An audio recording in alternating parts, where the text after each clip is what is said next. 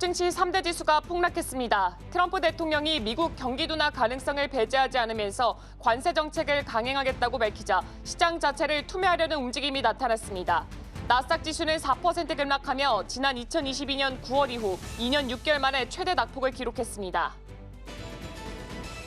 미국 경제가 인플레이션 압박 속 가계 재정 악화 우려에 직면했습니다. 뉴욕 연방준비은행은 2월 소비자 기대조사에서 1년 후 인플레이션 예상치가 3.1%로 전월 대비 0.1%포인트 상승했다고 발표했습니다.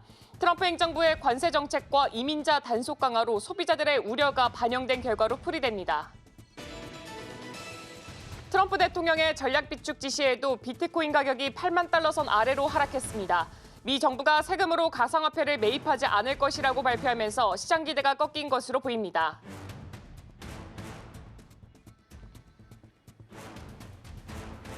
네, 간밤 뉴욕에서 있었던 일 쉽고 빠르게 전해드리겠습니다. 안녕하세요. 글로벌 증시와이드 진행의 오은비입니다. 이 간밤 뉴욕 증시는 경기 침체 공포에 휩싸이는 모습을 보여줬습니다. 이 트럼프 대통령은 지난 9일 방영됐던 이 폭스뉴스와의 인터뷰에서 이 자신의 무역 정책이 성과를 내려면 시간이 걸릴 수가 있다라고 하면서 올해 미국 경기가 침체에 빠질 가능성을 배제하지 않았습니다. 또한 JP모건 체이스에서는 올해 미국 경기의 침체 가능성을 30%에서 40%로 상향 조정하기도 했습니다. 네, 혼란이 계속되고 있는 미국 시장입니다. 오늘은 특히나 이 공포가 참 깊었었는데요. 경기에 대한 우려 때문에 투자 심리가 더욱더 악화된 것으로 보입니다. 자세한 마감 상황 살펴보겠습니다. 뉴욕 3대 지수 모두 다 하락으로 마감했습니다. 특히 이 나스닥 지수 4% 낙폭을 그렸는데요. 특히 이 나스닥 100 지수는 2022년 이후에 최대의 낙폭을 기록했습니다. 시총이 1조 달러 이상 날아간 것으로 포착됩니다.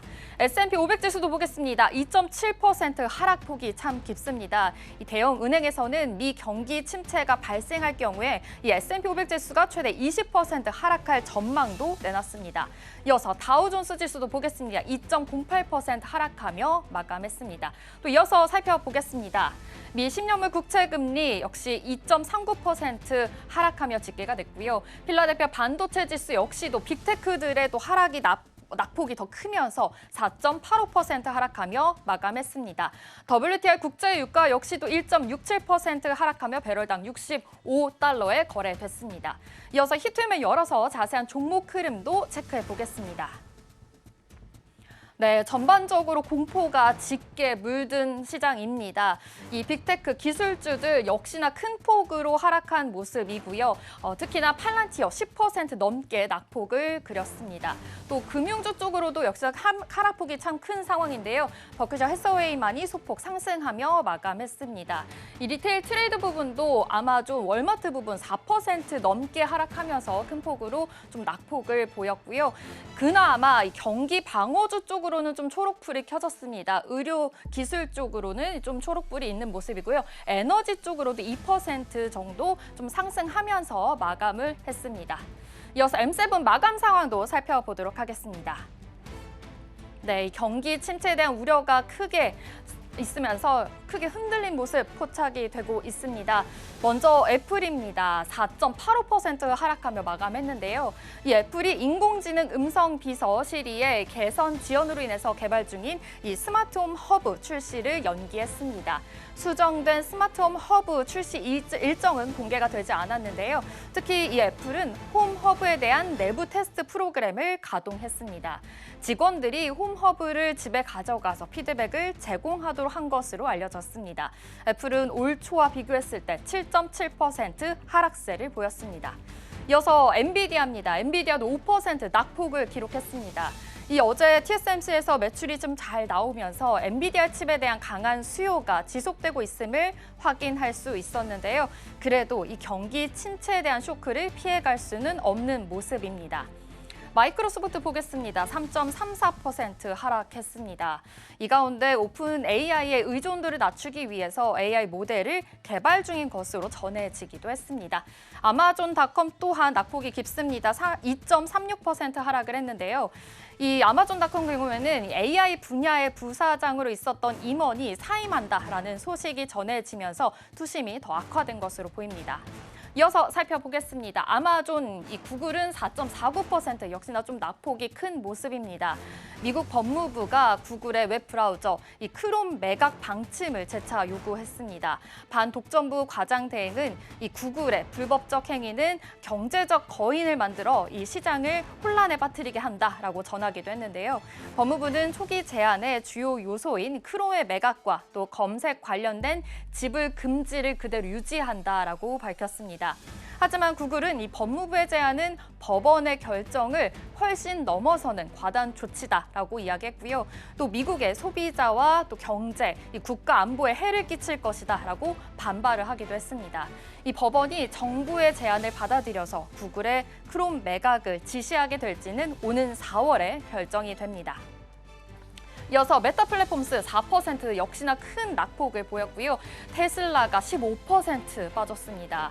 2020년 9월 이후에 가장 큰 하락세를 보였는데요. 특히 월스트리트 애널리스트들은 이 차량의 인도량 추정치가 하향 조정되고 있다라는 소식이 밝혀지면서 더 투심이 악화된 것으로 보입니다. 독일과 중국 시장에서의 판매 감소도 우려가 되고 있는 상황입니다. 또 뿐만 아니라 UBS에서는 이 목표 주가를 더욱더 하향을 했습니다. 그러면서 15% 하락하며 마감을 했습니다. 이번 주 수요일에는 CPI 그리고 목요일에는 PPI가 발표가 됩니다. 힘든 시장이 계속되고 있는 만큼 주요 지표에 좀 주시할 필요가 있겠습니다. 주요 글로벌 이슈 소식도 살펴보도록 하겠습니다. 첫 번째 소식입니다. 미국 소비자들이 향후 인플레이션 상승과 가계 재정 악화를 예상하는 것으로 나타났습니다. 도널드 트럼프 2기 행정부의 관세 인상으로 인해서 물가 상승이 고착될 수 있다라는 우려가 커진 것으로 분석됩니다. 연방준비은행이 올해 2월 소비자 기대 조사한 결과 향후 1년간 예상되는 인플레이션 중간값은 3.1%로 직전 월 3.0%에서 상승했습니다. 가스와 식료품, 의료, 대학 학자금 등 모든 부분에 걸쳐서 인플레이션 전망이 높아졌습니다. 1년 후에는 인플레이션 상승 전망은 트럼프 행정부의 관세 인상과 불법 이민 단속 확대로 물가가 오를 것이란 이 소비자들의 우려가 커진 결과다라고 볼 수 있겠습니다. 이 소비자들의 가계 재정 전망 또한 악화됐는데요. 1년 후에 가계 재정 상황이 더 나빠질 것으로 예상한 가구 비중은 27.4%로 23년 11월 이후 최고 수준을 기록했습니다. 시장에서는 관세발 경기 침체 공포가 커지고 있습니다. 이 트럼프 대통령 행정부의 관세 인상이 물가 상승과 소비 위축, 기업 투자 감소, 해고, 그리고 성장률 하락 등으로 이어질 거란 관측입니다. 지금까지 글로벌 이슈 소식이었습니다.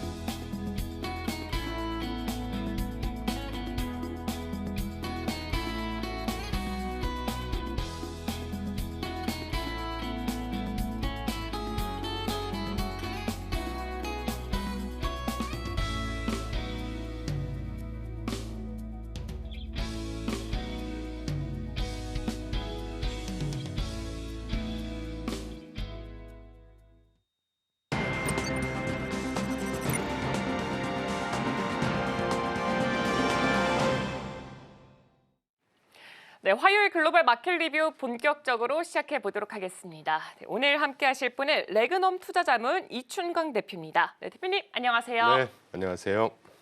네, 그럼 오늘 헤드라인부터 바로 열어보도록 하겠습니다. 네, 오늘의 헤드라인은 이 바이 더 딥이라는 주제로 한번 이야기 나눠보도록 하겠습니다. 일단 가장 먼저 간밤 뉴욕 증시 이야기부터 해야 될 것 같습니다. 간밤 뉴욕 증시 3대 지수는 일단 나스닥 쪽에서 4%, 다우가 2%, S&P 500이 2.7% 참 깊은 하락세를 보여줬고 지금 제가 맵을 켜서 보고 있는데 전반적으로 빅테크주 같은 경우에는 테슬라가 15%가량 빠지는 모습을 보여주고 있습니다. 그래서 아마 대표님이 오늘 아침에 참 많은 질문을 받으셨을 것 같습니다. 이 미증시 부진과 더불어서 경제 지표들도 최근에 나왔던 것들이 그렇게 썩 좋지만은 않았잖아요. 그래서 과연 진짜 미국 경제가 지금 뉴스에서 보도되고 있는 것처럼 실제로 경기 침체로 들어서고 있는 게 아닌가라는 그런 이야기를 많이 들으셨을 것 같습니다. 그래도 대표님이 항상 강조하셨던 게 소프트 데이터랑 이 하드 데이터랑 좀 나눠서 봐야 된다라고 말씀을 주셨는데 일단 간밤 뉴욕 증시 이 상황을 어떻게 봐야 될까요? 사실 어제 증시는 특별한 악재는 사실 없었어요. 맞아요. 사실은 말 그대로 그 트럼프 말 한마디에 이렇게 폭락이 다 나왔다는 건데 참 어렵습니다. 근데 솔직히 저는 개인적으로 어제 빠진 거 사실 이해가 잘 안 돼요. 거의 투매였는데 어떤 뭐 지표가 안 좋게 나왔다거나 어떤 악재가 돌출이 됐다거나 이런 게 전혀 아니었기 때문에 그런 거 아니겠습니까? 결국 트럼프나 스캇 베센트나 이렇게 쭉 관련자들이 얘기하는 걸 보니까 그 은근 그 미국의 이제 경기 부진을 유도하는 그러면서 이제 금리를 떨어뜨리기 위한 뭐 이렇게 조금 갖다 꿰맞춘다는 느낌이 있는데 이따 말씀드리겠지만 실제 미국 펀더멘털 지금 그렇게 나쁘지 않습니다.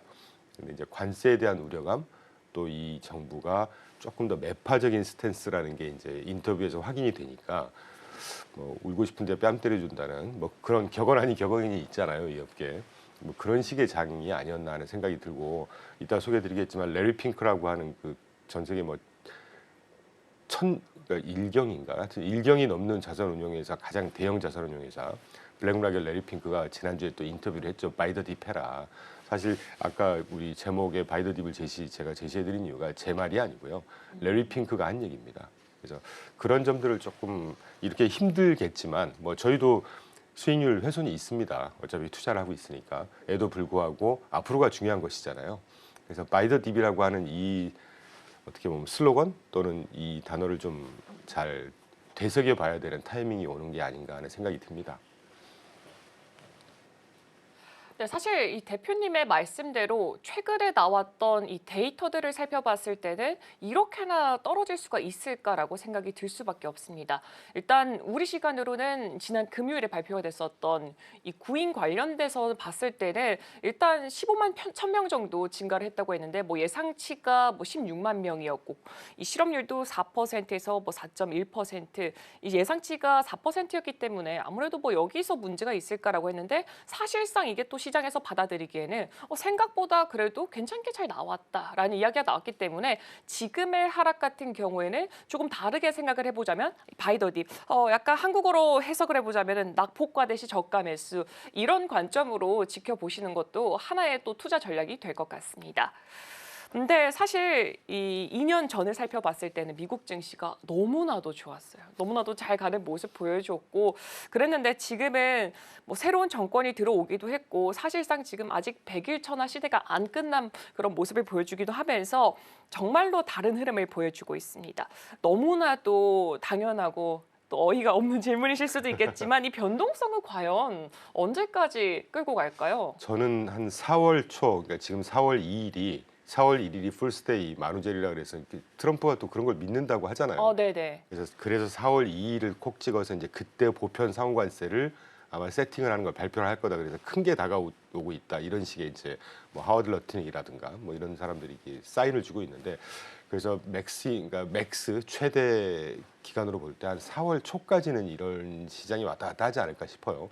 다만 솔직히 어제 아까도 말씀드렸지만 어제 굉장히 크게 빠졌지 않습니까? 장중에 거의 한 마이너스 5%까지 나스닥의 경우에는 갔다가 지금 4%로 마감을 하긴 했는데 이런 그 정말 극단의 변동성은 이제는 조금 잦아들지 않을까 하는 생각이 들고 차트를 꼭 한번 보여주십시오. 그 9페이지 차트일 텐데 요 다음 페이지 차트일 텐데 이게 이제 제가 지난번에도 한번 살짝 보여드렸잖아요. 이렇게 극단의 변동성이 이렇게 시장을 흔들릴 때는 이런 변동성 지표를 좀 봐야 된다고 생각을 해요. 이 빅스 같은 경우는 사실 후행적입니다. S&P 500의 종가 가지고 이제 계산을 해서 실제로 얼마나 흔들리냐를 보여주는 것이니까 최근에 좀 많이 스파이크하고 있죠. 빨간색 오른쪽 끝에 보시면. 그런데 개인적으로 제가 좀 믿고 있는 차트는 향후에 이제 설명력이 예측력이 있는 차트는 스큐 지수라고 해서 블랙스완 지수라고 합니다. 저 파란색 저 끝에 보시면 스파이크했다가 탄력적으로 지금 떨어지고 있는 게 보이시죠? 끝에 살짝 지금 되팀이 보이고 있긴 하지만 이 향후에 한 달 정도의 내재된 변동성을 아주 잘 보여주는 지표가 저렇게 그 탄력적으로 하락하고 있다는 얘기는 뭐 어제 시장이 많이 빠지긴 했지만 이제 이 정도의 변동성에서 조금 잦아들지 않을까 하는 느낌은 갖고 있고 뭐 시장이 이렇게 빠졌는데 무슨 소리를 하니라는 생각을 하실 수 있겠지만 실제로는 지표를 갖고 우리가 객관성을 잃지 말아야 되잖아요. 냉정함을 잃지 말아야 되기 때문에 그래서 제가 보여드리는 것이고 그 앞 페이지를 한번 좀 보여주시면 말씀 나온 김에 이게 지금 트럼프 일기 때 파란색이 S&P 500의 흐름이고요. 여기 빨간색 부분이 올해 들어서 지금 S&P 500의 흐름입니다. 그런데 같은 기간 갖고 비교하지는 마시고 제가 지금 어제 시장을 보면서 4월 2일까지는 좀 변동성이 있을 거라는 말씀을 드린 이유가 저 중간쯤에 빨간색을 그려놓은 부분이 왼쪽 부분이 2018년까지고요. 오른쪽 부분이 2019년 거거든요. 2018년도에 7, 8, 9월 달에 그때 대중국 관세 때리면서 25% 때리고 7, 8, 9월 달 그러면서 그게 이제 이 경기가 쑥 지금 초록색이 2.5% GDP 성장률이었다가 0.6%로 쑥 빠지지 않습니까? 그러니까 과연 관세라고 하는 게 경제의 성장률에 좀 훼손을 있긴 하죠. 그러면서 S&P 500 파란색 흐름을 보시면 9월 24일부터 12월 24일까지 19.5%가 빠져요. 이 정도까지 갈까? 제가 시장을 예상하면서 혼자 생각을 하면서 극단의 경우에는 이 정도까지는 빠지지 않을까라는 생각은 하고는 있습니다. 그런데 그때 당시와 지금의 그 미국 경제 체질, 뭐 어떤 생산성 향상이라든가 뭐 이런 것들이 좀 달라졌기 때문에 이런 패턴으로 한번 보였다가 딥을 한번 보고 회복을 하지 않을까 하는 살짝 뇌피셜을 섞어서 말씀드리면 그 정도의 느낌은 듭니다. 네, 방금 봤던 이 지표를 살펴봤을 때는 대표님의 의견으로는 비슷한 양상을 보여주지 않을까. 다만 여기서 이 시장에서는 가장 두려워하는 게 불확실성 그리고 변동성이 아닐까 싶습니다. 여기서 변동성을 살펴보자면 트럼프 대통령의 상호 관세 명령이 시작이 되는 이 다음 달이죠. 4월 2일까지는 어느 정도 변동성이 지속이 되고 점차 사라지지 않을까라고 의견을 또 제시를 해주셨습니다. 이 부분도 참고해 보시면 좋을 것 같습니다.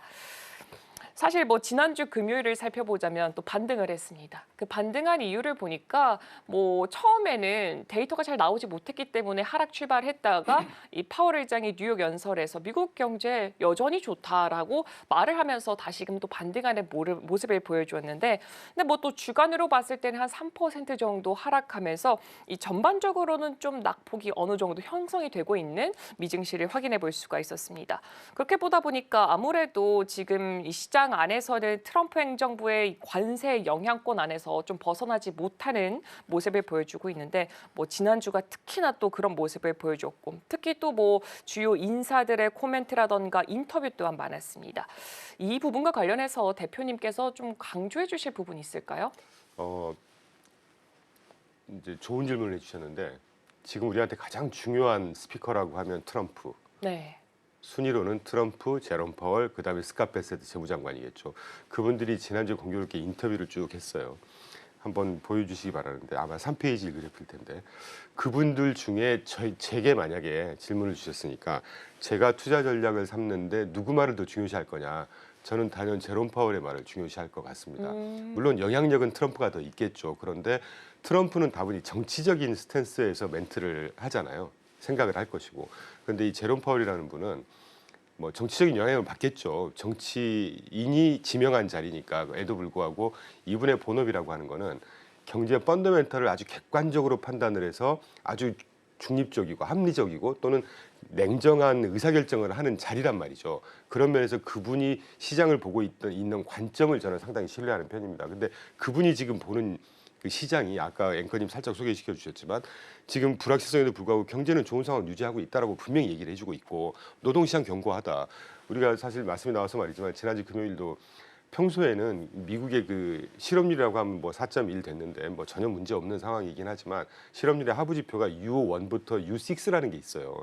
우리가 보통 실업률 4.1이라고 하는 U3를 얘기합니다. 네. 근데 사실 U6의 실업률이 이 장기 실업률이거든요. 4주 이상. 이게 8%까지 갔다고 그래서 이제 긁어서 부스럼을 냈다는 얘기죠. 평소에 U6, U3 있는 줄 아셨어요? 그런 거 모릅니다. 모르죠. 그러니까 시장이 좀 불안하니까 자꾸 이런저런 막 긁어다가 이렇게 핑계를 대는데 굳이 그렇게까지 과민 반응하지 말자는 게 제 스탠스고 그 얘기를 하고 있는 거예요. 노동시장 견고하다는 얘기를 결론을 내줬지 않습니까? 누가요? 통화정책의 수장입니다. 제롬 파월이. 근데 제가 이런 말씀을 드린 이유, 그리고 먼저 소개를 좀 드리죠. 그리고 관세 관련해서 교과서에서는 일회성으로 지나쳐야 하는 이슈다 이게. 그렇기 때문에 무시하자는 말이 아니라 그 정책 불확실성이 높은 수준이고 그래서 이제 실제 이 관세가 경제에 어떤 악영향이 있는지 여기서 말하는 경제라고 하는 거는 심리적인 부분이 아니라 실제 펀더멘털 실물 경기에 어떤 악영향이 있는지를 보고 대응해도 아직 늦지 않는다. 아직 여유가 있는 스탠스인 거죠.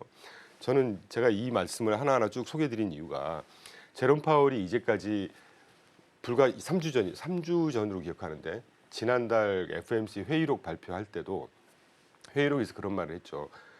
연초 이 심리 데이터든가 물가 데이터 해석하기 어렵다. 의미가 없다. 앞으로 지켜봐야 된다. 그대로 나왔지 않습니까? 그 마이니트 발표된 그 다음 날, 그 다음 주에 PCE 실제 물가 발표됐는데 안정적으로 나왔잖아요. 네. 그러니까 이 제롬 파월이 얘기하는 거는 그냥 하는 얘기가 아닙니다. 미국 전역에 12개의 연방은행이 있단 말이죠. 그 연방은행의 수백 명의 이 고위 관리자들 그리고 또 경제 전문가들이 실제 그 알토란 같은 데이터들을 다 긁어서 가공하고 통계를 내고 보고를 한 게 제롬 파월한테 간다는 얘기죠. 그러니까 우리가 실제로 못 보는 아주 중요한 데이터들을 다 머릿속에 담고 있다는 얘기예요. 그걸 기반으로 해서 시장에 대해서 코멘트를 한다는 얘기입니다. 그렇기 때문에 제롬 파월이 시장을 보는 관점이 굉장히 저는 중요하고 이분이 예측이라기보다는 멘트를 하는 대로 시장은 대충 흘러가더라고요. 그래서 저는 제롬 파월의 멘트를 되게 중요하게 봐야 된다는 말씀을 다시 한번 드리고 그리고 레리 핑크가 지난주에 그 인터뷰한 게 있는데 아마 그걸 좀 띄워주시면 좋겠어요. 뭐 간단히 요약을 드리죠. 레리 핑크가 전 세계에서 가장 큰 자산운용 회사를 이끌고 있습니다. 근데 지금 이 시점에서 레리 핑크가 굉장히 중요한 건 사실 저도 뭐 블랙락에 근무하는 선후배들도 있고 많이 있는데 운용사로서 블랙락이 그렇게 잘하는 운용사는 아니에요. 종합자산 운용사로 그냥 모든 상품을 다 구비하는 성격의 자산운용사. 지금 나오네요. 근데 지금 이 시점에서 굉장히 중요한 게 이 트럼프 정부가 굉장히 밀월 관계를 갖고 있습니다. 굉장히 가까워요. 실제로 지난주 금요일인가 목요일로 기억하는데 트럼프가 저 파나마 운하를 지금 중국 소유권으로 가 있는 걸 다시 뺏어오겠다고 얘기했지 않습니까? 지난주 목요일 날 블랙락이 드디어 27조를 들여서 파나마 운영권을 사들였습니다. 이 정도로 트럼프의 정책을 정말 잘 구현해내고 실제로 스탠스를 보조를 잘 맞추는 아주 중요한 사람이에요. 트럼프의 생각을 잘 읽고 있다는 얘기죠. 그분이 지난주 한 얘기입니다. 더 높은 변동성과 인플레이션, 성장 둔화가 당분간은 있을 건데 그렇다고 이게 세상이 끝난 게 아니다. 큰 하락이 있으면 살아. 이게 지금 바이 더 딥이란 말이죠. 그러면서 그 미국 경제가 아주 훼손이 크게 되지 않고 관세 악영향에도 불구하고 문제 없을 거라고 보는 큰 이유가 AI 기술이 오히려 인플레이션 때문에 우려하고 있는데 디플레이션 압력을 가져올 것이다. 기술이 발전하게 되면 더 싼 비용으로 생산할 수 있고 물가를 하락시키는 압력이 있다는 얘기죠. 그리고 미국의 생산성이 향상되는 이 속도 자체가 굉장히 우월하다.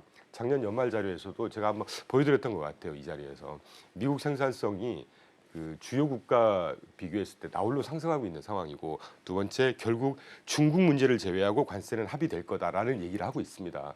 그러면 이런 분들의 멘트가 뭐 중요하게 생각을 안 할 수도 있겠지만 지금의 이 레리 핑크가 이 백악관 트럼프하고 아주 가까운 관계라는 거를 감안을 하면 상당히 좀 주의 깊게 우리가 살펴봐야 되는 멘트 아닐까 하는 생각을 하고 있는 것이죠.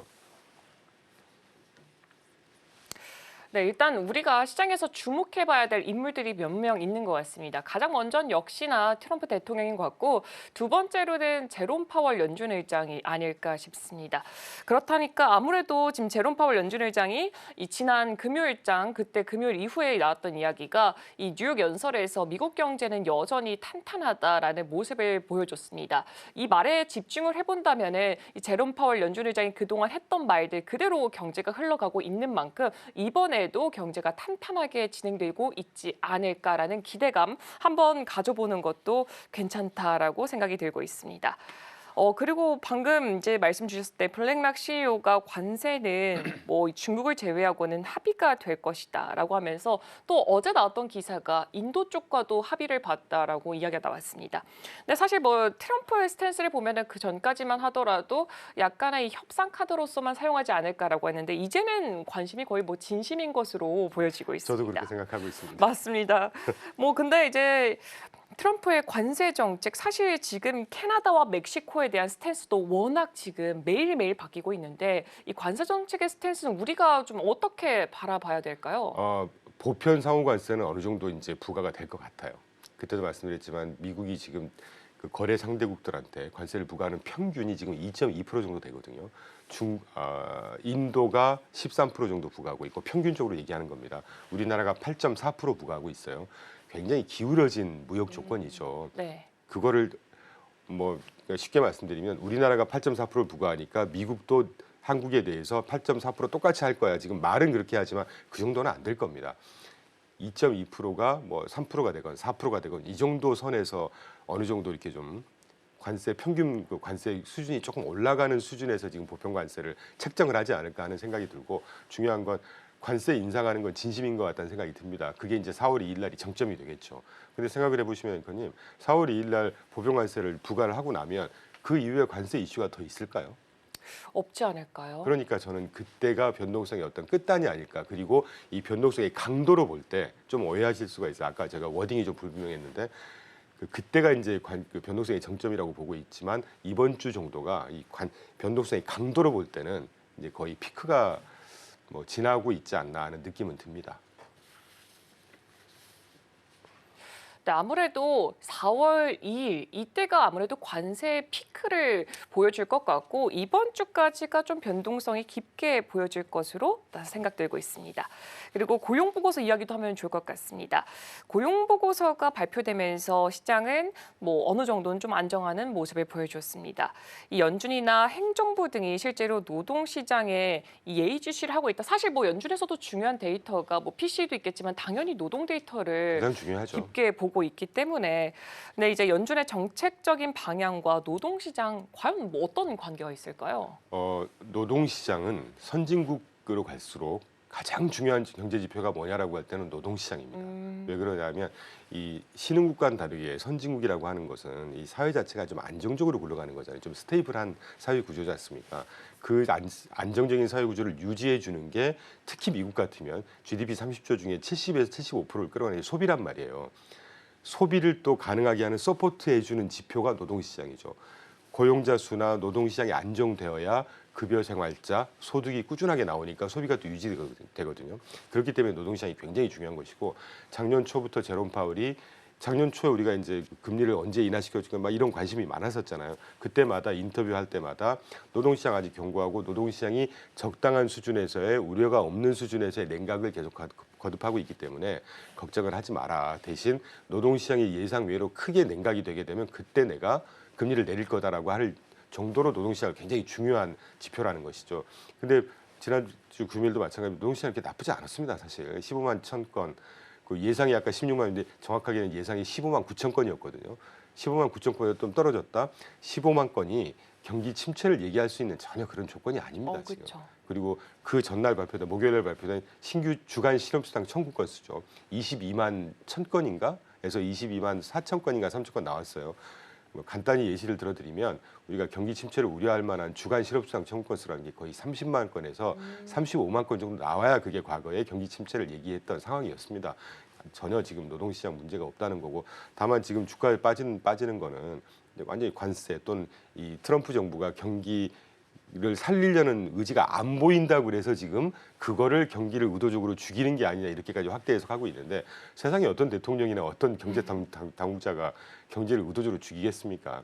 근데 이제 그거를 조금 더 마지막으로 뜯어놓고 보면 10년물 금리를 낮추려면 경기가 좀 안 좋아져야 낮아지니까 그게 이제 의도한 거다 이렇게 확대 해석을 하고 있는데 그렇게까지는 뭐 확대 해석할 필요는 없다고 생각하고 있고 주가가 지금 빠지는 거 솔직히 저도 모르겠어요. 솔직히 아까도 말씀드린 어제 거의 투매였던 것 같아요.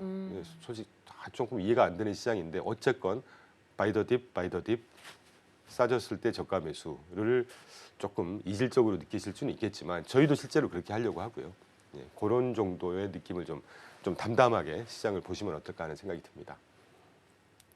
네, 연준과 고용시장을 바라봤을 때는 일단 연준에서는 고용시장 데이터를 굉장히 중요시합니다. 근데 최근에 나왔던 고용 지표들이 나쁘지 않았다라고 보여지고 있기 때문에 이 부분도 함께 참고해 보시면 좋을 것 같습니다. 네, 이렇게 지금까지 레그넘 투자자문 이춘광 대표와 함께했습니다. 대표님 오늘도 말씀 고맙습니다. 네, 감사합니다.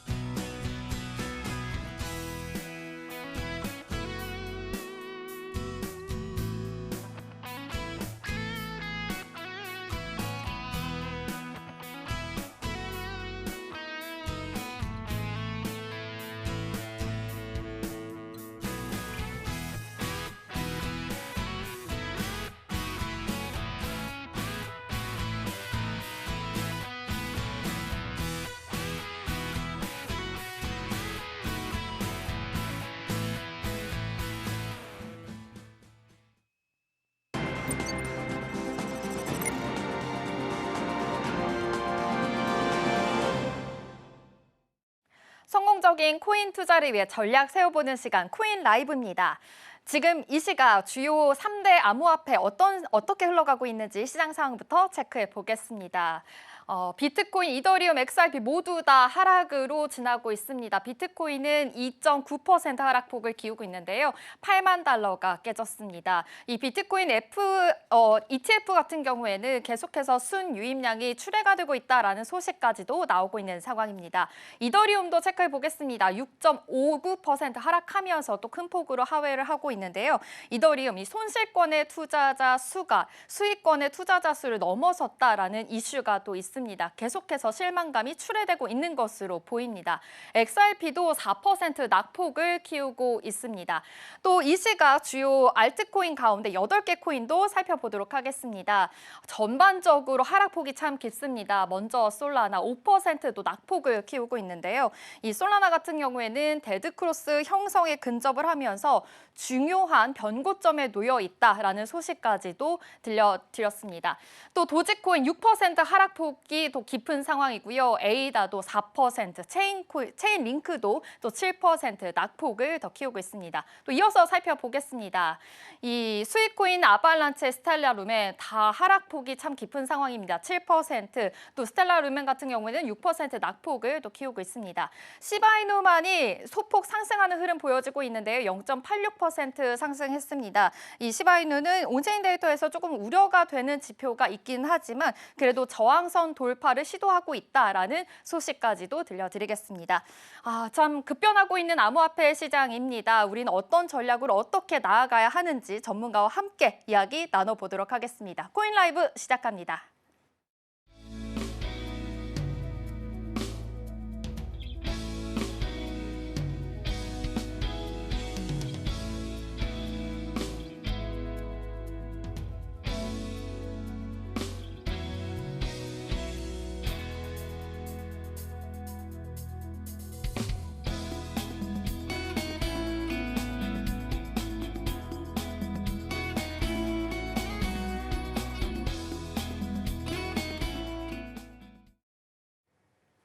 네, 코인 시장의 이슈 분석과 투자 전략까지 세워보는 시간입니다. 오늘 화요일에는요, 블로터의 중기 벤처부의 김가연 기자와 함께합니다. 기자님 어서 오세요.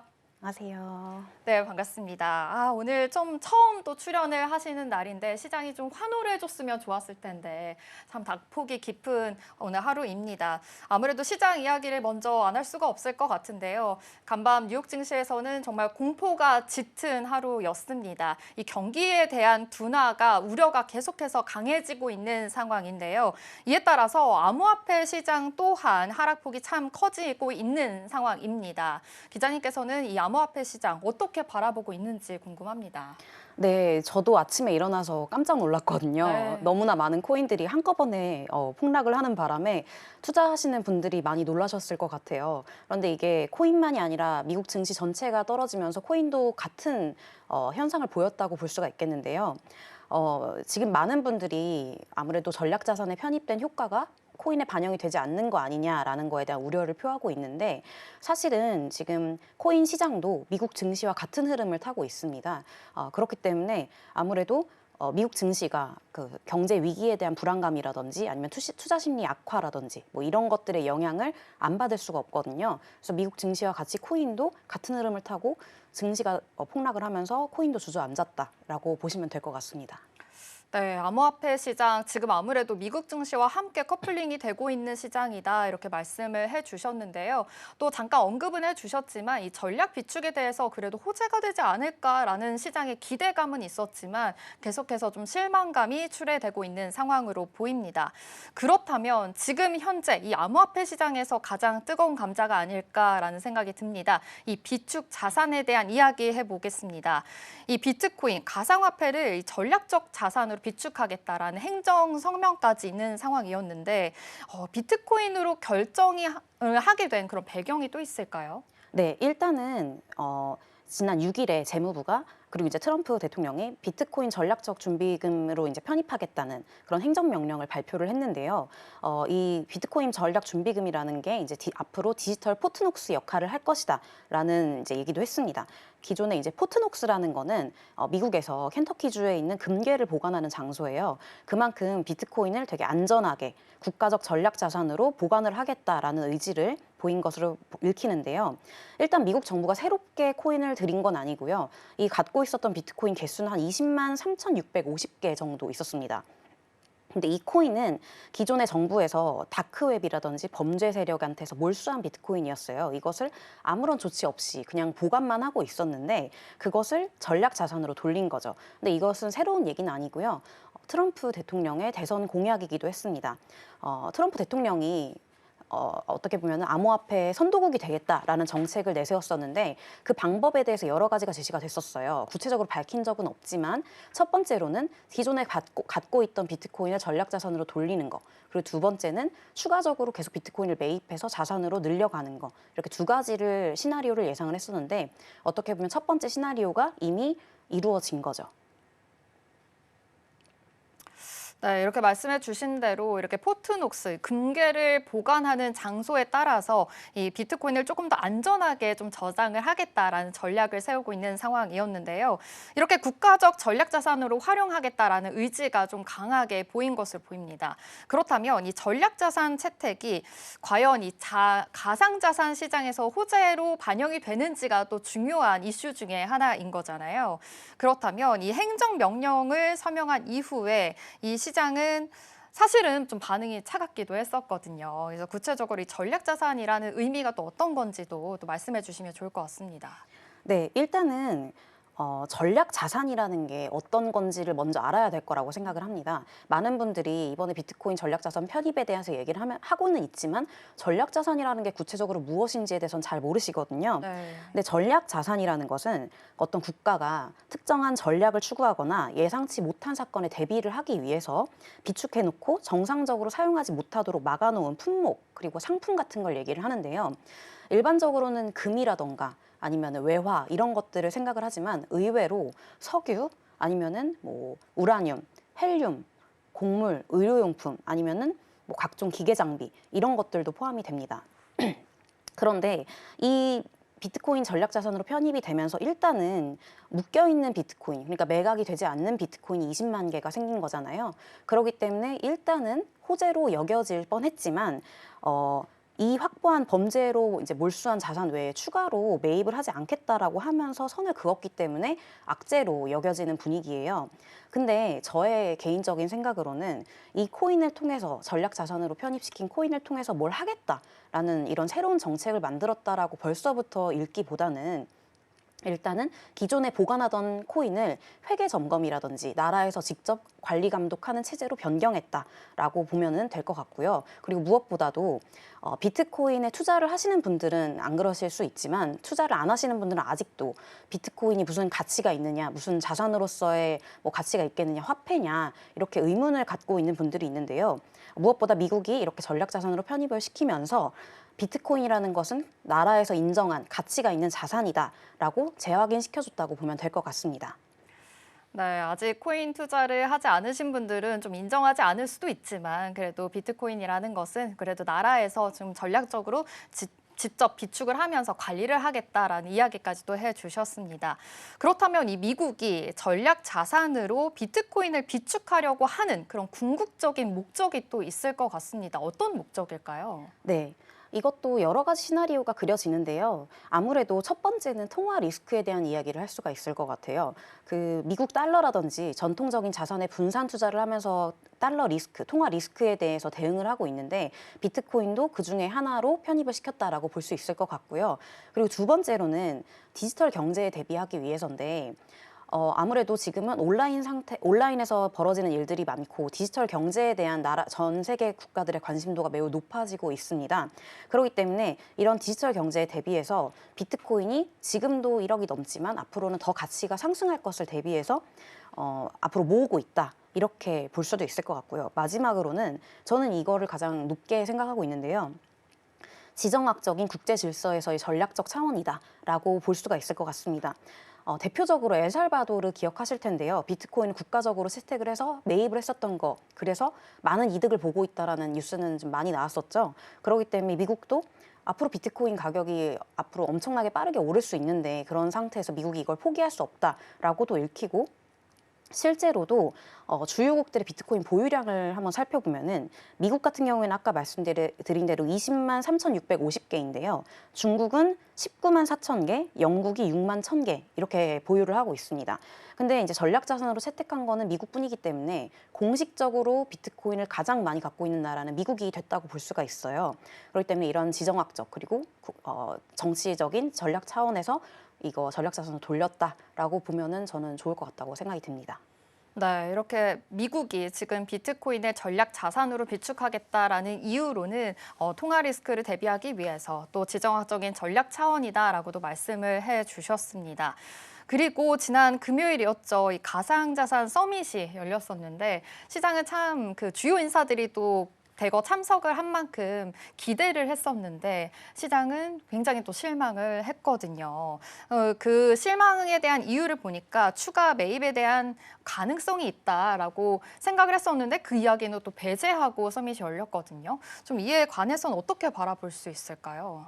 네, 사실 저도 암호화폐 시장을 이제 투자를 하고 있기도 하고 암호화폐 시장을 바라보는 사람으로서 이번 서밋을 굉장히 기대를 많이 했었어요. 그리고 우리가 익히 알고 있는 암호화폐 업계의 유명 인사들이 다 참석을 했다고 해서 굉장히 유의미한 이야기를 할 걸로 기대를 했는데요. 네. 그런 게 없었기 때문에 저도 한 사람의 투자자로서 그리고 전문가로서도 실망을 했지만 일단은 봐야 될 것은 아직 트럼프 대통령이 취임한 지 2달도 채 안 됐다라는 거거든요.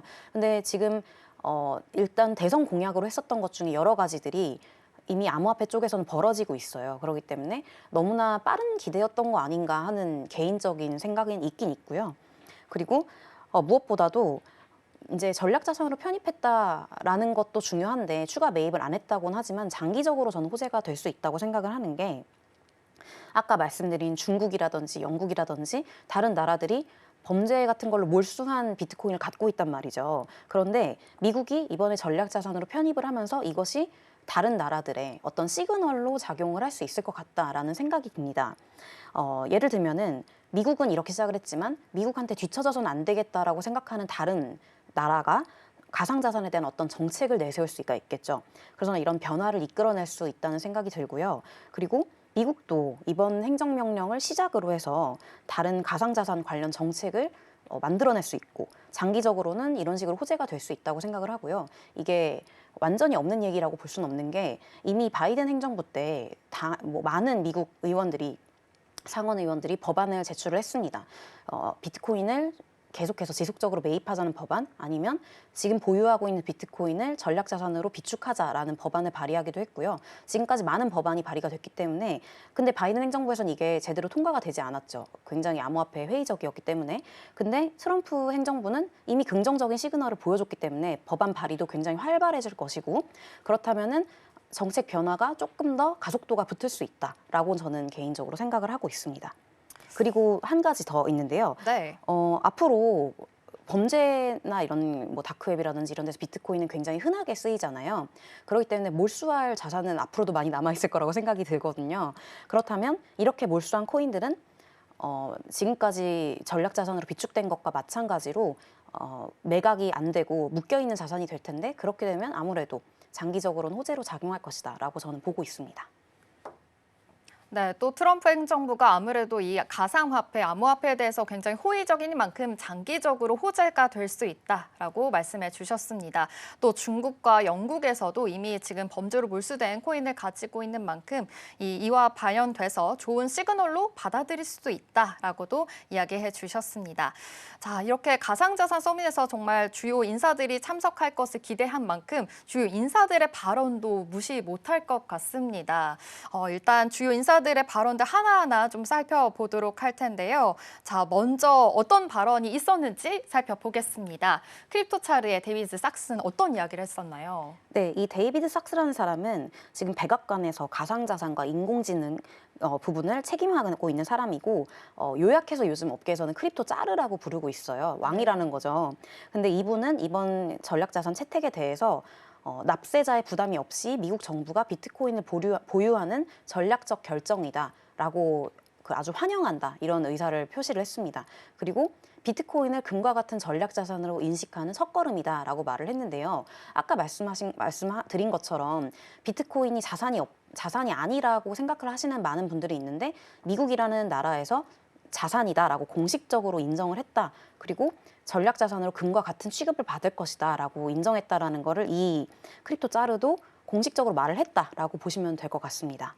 네, 비트코인은 이제 금과 같은 전략적인 첫 걸음이다 이렇게 또 발언을 해주셨습니다. 그렇다면 다음 발언도 살펴보도록 하겠습니다.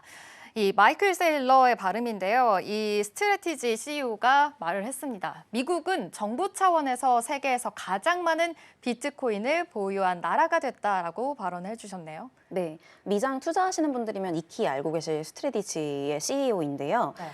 스트래티지는 어떻게 보면은 뭔가 생산하고 제조하고 이런 것보다는 비트코인을 많이 보유하고 있는 기업으로 더 많이 알려져 있죠. 그렇기 때문에 비트코인을 아주 지지하고 있는 사람인데요.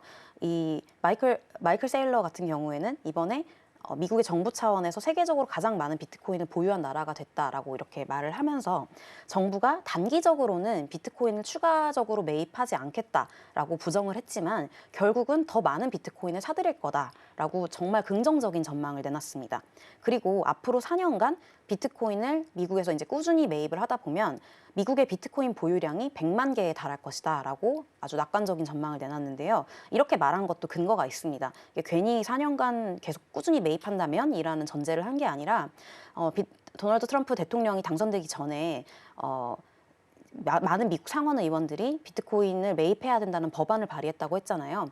거기에서 대표적인 법안이 4년간 꾸준히 매입을 해서 100만 개까지 채워야 된다라는 법안이었어요. 그 법안을 기반을 해서 이렇게 얘기를 한 겁니다. 그렇기 때문에 어떻게 보면은 이제 아주 비트코인에 대한 큰 지지 세력이 이렇게 얘기를 해주니까 투자자 입장에서 굉장히 안심이 될 수가 있는 거죠. 네, 맞습니다. 아무래도 이 투자자 입장에서는 이 비트코인을 계속 사겠다라는 이야기가 호재가 더 될 수 있는 만큼 이 발언도 또 주목해 보시면 좋을 것 같습니다. 네, 마지막 발언도 살펴보도록 하겠습니다. 바로 리플의 대표죠. 브래드 갈링하우스가 이번 행정부의 암호화폐 지원이 놀라울 정도로 강력했다라는 발언을 했네요. 네. 맞습니다. 그 리플 투자자들도 요즘 많으시죠. 그렇기 때문에 브래드 갈링하우스의 그 위상도 매우 높아졌는데요. 갈링하우스 같은 경우에는 이 블록체인 암호화폐 업계에서 아주 빼놓고 얘기하기 어려운 아주 큰 인플루언서입니다. 리플 대표인데 리플이라는 곳이 지금 미국 대통령 선거에서 아주 큰 선거 지원금을, 정치 후원금을 냈어요. 그렇기 때문에 이제는 더 이상 무시하기 어려운 세력이 됐다고 볼 수가 있는데요. 이러한 브래드 갈링하우스도 이번에 서밋에 초대가 됐었고 거기에서 직접 봤을 겁니다. 어떤 발언이라든지 아니면 분위기 이런 것도 직접 봤을 건데 이 트윗을 통해서 미국 행정부가 암호화폐 지원을 매우 놀라운 수준으로 하고 있다라고 이제 긍정적으로 평가한 걸 보면 정치 후원금을 그렇게 많이 낸 입장에서도 이렇게 평가했다라고 봤을 때 아무래도 좋은 시그널이다라고 볼 수 있지 않을까라고 생각을 하고요. 무엇보다 많은 분들이 알고 계시다시피 코인은 많은 시장으로부터 지금까지 외면을 많이 받아왔습니다. 그렇기 때문에 그 시장 업계 종사자들 사이에서는 코인이 이런 외면받는 현실이 굉장히 불편하거든요. 마음이 더 아프고. 그렇기 때문에 이처럼 시장에서 외면받았던 것을 얘기를 하면서 앞으로 시장에서 공정한 경쟁의 장이 필요하다는 것을 자기는 계속 강조를 할 것이고 미국 내에서 꼭 필요한 입법이 이루어질 수 있도록 앞으로 나아갈 수 있도록 산업 전체가 힘을 모아야 한다라고 굉장히 장문의 트윗을 남겼습니다. 그래서 이런 것들을 보면서 미국의 이제 무시할 수 없는 정치 세력이 된 리플의 갈링하우스 대표가 이런 얘기를 한 걸 보니 앞으로도 희망적이다라고 저는 읽힙니다. 네, 아무래도 이렇게 코인 시장에 대해서 그래도 주요 인사들은 좀 긍정적인 발언을 한 만큼 앞으로의 시장 상황도 계속해서 체크해 보시기 바랍니다. 쏟아지는 뉴스와 또 주요 인사들의 발언으로 인해서 또 변동성이 계속해서 있으니까요. 이 점도 주의해 주시고요. 코인 라이브도 놓치지 말아 주시기 바랍니다. 저희가 준비한 소식은 여기까지입니다. 오늘 도움 말씀해 주신 김가인 기자님 고맙습니다. 감사합니다.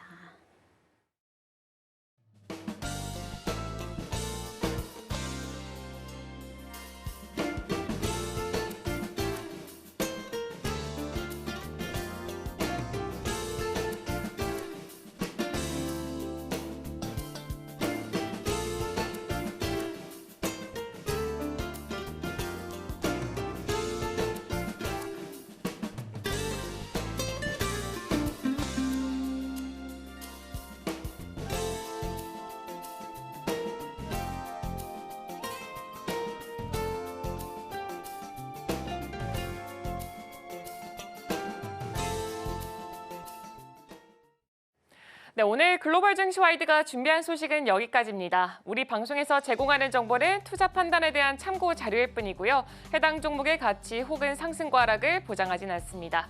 네, 저는 잠시 후 출발 증시 와이드로 돌아오도록 하겠습니다. 오늘도 시청해 주셔서 정말 고맙습니다.